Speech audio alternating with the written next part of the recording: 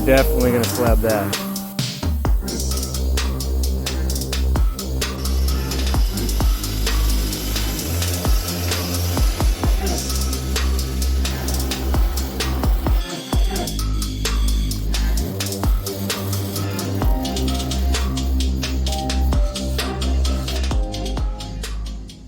Hey guys, my name is Jason with Mount Baker Mining and Metals, and on today's video it's going to be a little bit of a different, unique one. I'm up in Bellingham. Harry from MineOperator is down in Southern California. So if you've been watching my channel over the last couple of years, you know that Harry's been helping me up at the mine for the last 2 years, mucking, blasting, drilling, all that kind of good stuff. And he's got this really nice little lapidary setup going at his place. And so he took about 20 or 30 pounds of ore back with him that we kind of hand selected from some of the stuff we pulled out of the mine, and he's been really excited about making up these cabochons. And we're going to watch the whole process of Harry taking our raw Mount Baker Lightning Quartz and turning it into some beautiful cabochons.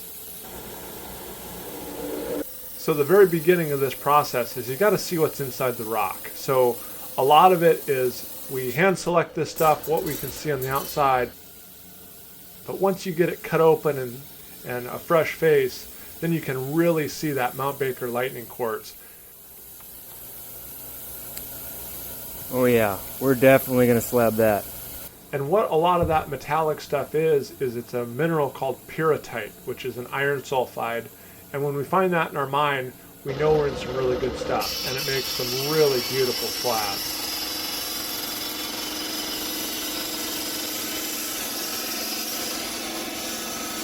So with his cut-off saws and his chop saws, he can get some nice fresh faces on there, and then he can work on getting it slabbed into the right thickness of slabs so that he can then turn them into cabochons.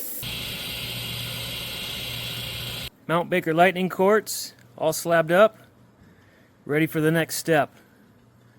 The next step, I will be tracing out the different cabochon patterns.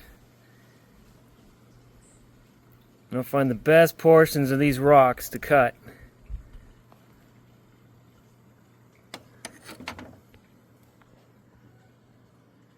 And now we're getting into the artistic side of mining and prospecting. I've taken all of these slabs from Jason. I was able to get my hands on some of the Mount Baker Lightning Quartz. I'm just kind of coming up with the designs for the cabochons by picking the part of the rock I think will turn out the best. You really don't know how good it's going to be until you start cutting the stones. So that's Jason's material. A lot of sulfides in there. Not really any visible gold yet, but if I find any, I'll make sure I get it on video. We got some smaller ones made already. And this is some MineOperator material. This is chrysocolla from some of our prospects. Mojave Desert. They're all kind of dull from the saw, but some of the colors are pretty amazing. Now, I'm not a cabochon expert. I'm going to try and walk us through what we're seeing here. But you can see Harry has a cabochon jig he overlays the slabs with, and he can make many different sizes. There's some standard sizes, but he is picking the most interesting portions of the slabs, the parts of the slabs that show the best lightning quartz. All right, they're all done. Next step, saw. This is the trim saw I'll be using. That's a 6-inch saw. The bearing on it is almost shot, so it vibrates like heck. But I'll trim them up on there, and then I'll start running them down the assembly line here.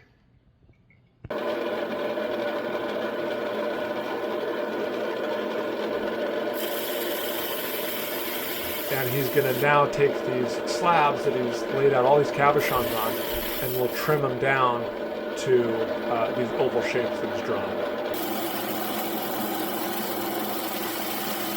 As you guys have seen on past videos, it takes a ton of work to get all of this stuff drilled, blasted, mucked into our sandbags and then moved from the working stope where we're mining through over 1,000 feet of underground workings to get it out to the truck and then down to the shop. So it's an unbelievable amount of work, and we've selected the very best stuff for Harry to take down and turn into these cabochons.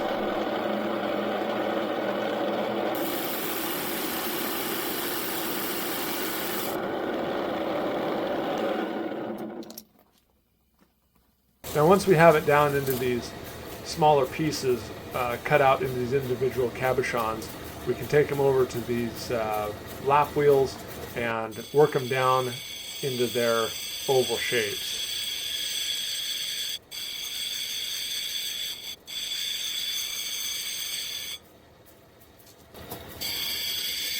It's really special for me to see this whole process, and we mine tons and tons of this every year.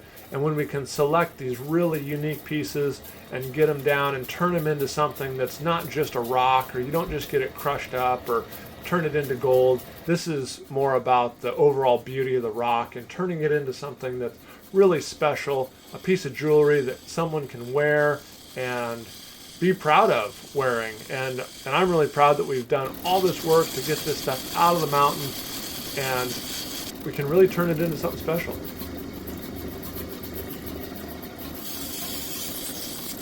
And this takes a lot of time. And Harry told me one time that he can do about 15 to 20 of these a day. So it takes a lot of work and a lot of time to work every piece down into these individual cabochons and then work them down into a finished product. So it's just a lot of really tedious work to turn these slabs into really beautiful jewelry pieces. So these are obviously the slabs from Mount Baker Lightning Quartz. And that, like I said before, it's kind of the artsy side of mining and prospecting, where you get to kind of choose what part of the rock you want to emphasize. It goes to the trim saw next, and you get these cutouts so you don't have to spend so much time on the first wheel, like a 80 grit. And on the 80 grit wheel, you get the basic shape of the cab, for domed cabs, that is, for these oval shapes. You get the bevel done. You leave a little extra because you're going to be taking more off as you go through the different grits. I start on the 45, and then I move to 60, and then more of a tighter angle, or I should say a bigger angle. I don't ever touch the top of the cab with any grit below, say, like 600, just because it takes forever to get those scratches out. And then these are the next ones after the 80 grit. I'm thinking I'm at like 120 or something like that. And so you just keep taking material off and getting your shape the way you like. These actually look pretty good.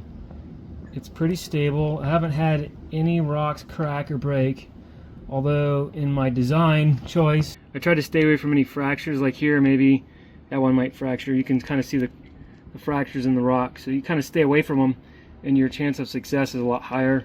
Also, I went a little thicker because I wasn't sure how this material would go. Like really thin material on brittle rock like quartz, if there's a lot of fractures in it, say from blasting, they crack. So I could probably go a little thinner with these. But so far, so good. You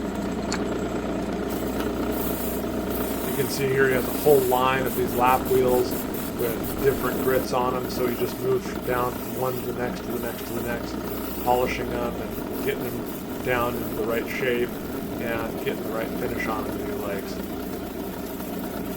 The way that lightning quartz forms is when that vein is in place, you have all these different minerals that are shooting into these cracks into the mountainside, and that pyrrhotite laces in with that quartz and makes these really beautiful, intricate patterns in this quartz. And so that's what we're looking for when we're trying to look for cabochon material, is that inner fingering, that interlacing of gold, of nice white quartz, and that pyrrhotite. And if you can get some gold in there, that's even a bonus. The name came about actually from a poll that I did on YouTube, and you guys voted Mount Baker Lightning Quartz as the name due to its appearance of that pyrrhotite looking like lightning lancing through the quartz. Each one of these being handmade, every one is unique, every one has its own special characteristics with the lightning quartz and the pyrrhotite.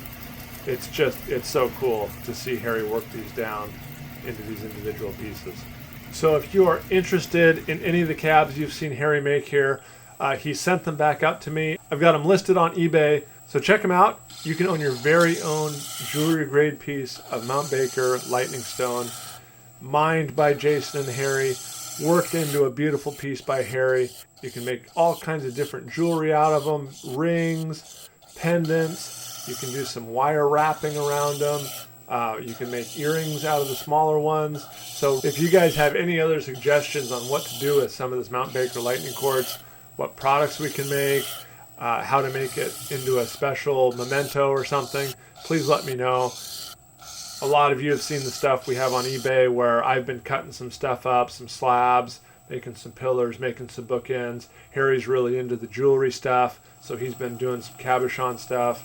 And I know there's other ideas out there of stuff that we can make with this gold ore. I just need some help figuring out what to do with this. If you guys have any ideas, shoot me an email, leave me a comment down below, because I'm really interested in doing more of this stuff and making something out of this rock that we can all enjoy and making some unique pieces out of it.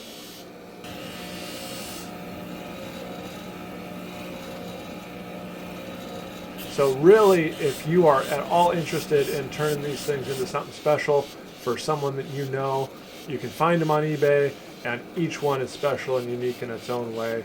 And now you've seen the whole process from taking the rock out of the mountain, drilling and blasting it, all the way to the painstaking process that Harry goes through to turn these into these jewelry grade cabochons.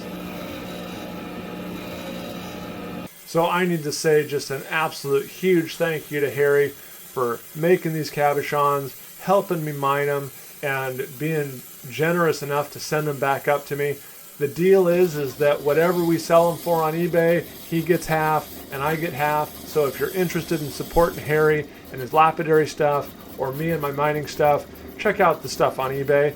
And I just really get excited when someone can take the stuff that we're mining and turn it into jewelry and really enjoy it as much as we both do.